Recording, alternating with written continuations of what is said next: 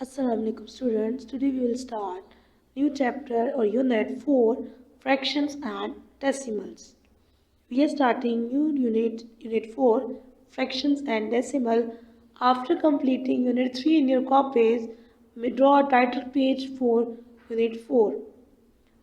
In this lecture, in this unit, we will learn what are the fractions and how we can change these fractions into decimal numbers and how can we solve different long fraction equations into its simplest form. So let's start with first what are fractions and where they use in our daily life. Exercise unit है हमारे पास unit 4 fraction and decimal और unit 4 में हमें solve करना है। सबसे पहले start करेंगे हम ये समझेंगे कि फ्रैक्शन आखिर होता क्या है। अब आप क्योंकि बड़ी क्लासेस में आ गए हैं, but let's start with the simplest thing first. अब यहाँ ये देखिए, इस स्क्वायर के कितने बॉक्सेस इससे हैं, इस स्क्वायर के कितने पार्ट्स हैं, टोटल पार्ट्स 4। और अगर हम इसमें से 4 में से किन्हीं 2 पार्ट्स को कर दें शेड पार्ट्स, तो अब ज़रा बताइए कि फ्रैक्शन में ऊपर क्या आएगा। Means out of 4 boxes 2 boxes are coloured or shaded, so it's mean the fraction for the shaded parts are 2 upon 4। अब वो नंबर जो हम हमेशा इस फ्रैक्शन के ऊपर लिखते हैं वो हमारे पास होता है न्यूमरेटर। इसको क्या बोलते हैं स्टूडेंट्स, न्यूमरेटर। और जो अपॉन के नीचे मौजूद है वो है हमारे पास डिनोमिनेटर। अब इस न्यूमरेटर और डिनोमिनेटर में आप ये देखें कि हम इनको सिंप्लीफाई कर सकते हैं, यानी अगर हम इसको डिवाइड करें तो हमारे पास ये चेंज हो जाएगा किसमें, डेसिमल में। हाउ, अगर हम डिवाइड कर दें 4 को 2 से, हम क्या करेंगे, हमेशा न्यूमरेटर को रखेंगे अंदर यानी 2 और डिनोमिनेटर हमेशा बाहर आएगा यानी 4। अब यहाँ पर आप में से कुछ बच्चों के माइंड में ये कॉन्सेप्ट होता है कि हमेशा बड़ा नंबर अंदर रखते हैं और छोटा नंबर बाहर, बट नो, आप फ्रैक्शन को देखेंगे और हमेशा जो चीज़ न्यूमरेटर में यानी ऊपर होगी वो अंदर आएगी और डिनोमिनेटर यानी अपॉन में जो नंबर होगा वो बाहर आएगा। अब यहाँ पर अगर हम देखें तो हमारे पास, इसको दोबारा एक बार लिख लेते हैं, यहाँ से स्टार्ट कर लेते हैं हम अपने पास 2 और 4। तो हमारे पास 2 जो है वो छोटा नंबर है 4 से, तो हम 2 को 4 का टेबल कहाँ तक पढ़ें कि हमारे पास 2 आए, ये तो पॉसिबल नहीं है। तो हम क्या करेंगे कि हम यहाँ पर 0 पॉइंट लगाकर क्या ले लेंगे, एक 0। ये आप सबको मालूम होगा कि अगर हम पॉइंट अप्लाई करें तो हमारे पास 0 ऐड हो जाता है with in the divide bracket. अब हम 4 का टेबल पढ़ेंगे कि 20 से छोटा नंबर आए। So let's recall the table of 4। 4 1 4, 4 2 8, 4 3 12, 4 4 16 and 4 5 20। It's mean कि हमारे पास 5 पर क्या आ रहा है, 20। क्या कुछ रिमेनिंग है, नो।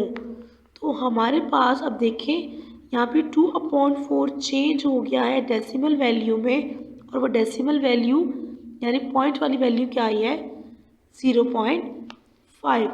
इसका मतलब ये हुआ कि हमारे पास ये जो बॉक्स गिवन है इसका 0.5 हिस्सा यानी इसका 0.5 पार्ट जो है हमारे पास वो शेड है।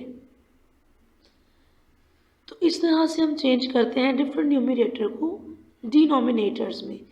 ये तो थी आपके पुरानी क्लासेस की एग्जाम्पल। अब क्योंकि आप 6th क्लास में हैं तो हमें एग्जाम्पल्स भी अपनी डेली लाइफ की ऑब्जर्व करनी चाहिए। अब आप ये सीखें कि अगर कोई पर्सन जाता है शॉपिंग पर और वो अपने साथ लेकर जा रहा है कितने 200 रुपीज़ ग्रॉसरी लेने जा रहे हैं। आप इमेजिन कर लें, सैम्पल है हमारे पास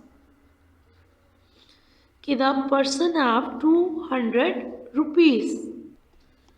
For example, Ahmed have 200 rupees and he have to buy 5 things. उसको 5 चीज़ें लेनी है, यानी 5 things to buy and each thing have equal cost.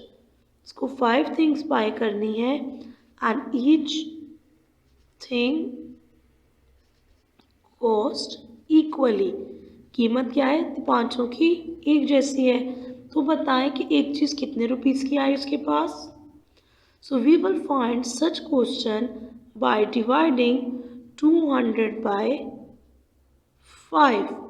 तो जब हम अपने पास फ्रैक्शन बना लेते हैं कि 200 को हमें, एक हमारे पास जो है वो कंपाउंड अमाउंट है 200 और हमें इसको 5 हिस्सों में डिवाइड करना है। सो 200 डिवाइडेड बाय 5, तो हमारे पास जो इसका आंसर आएगा वो होगी कॉस्ट एक चीज़ की। सो 200 डिवाइडेड बाय 5 आंसर ले लेते हैं 5। इन दोनों को एक साथ सॉल्व कर लेंगे।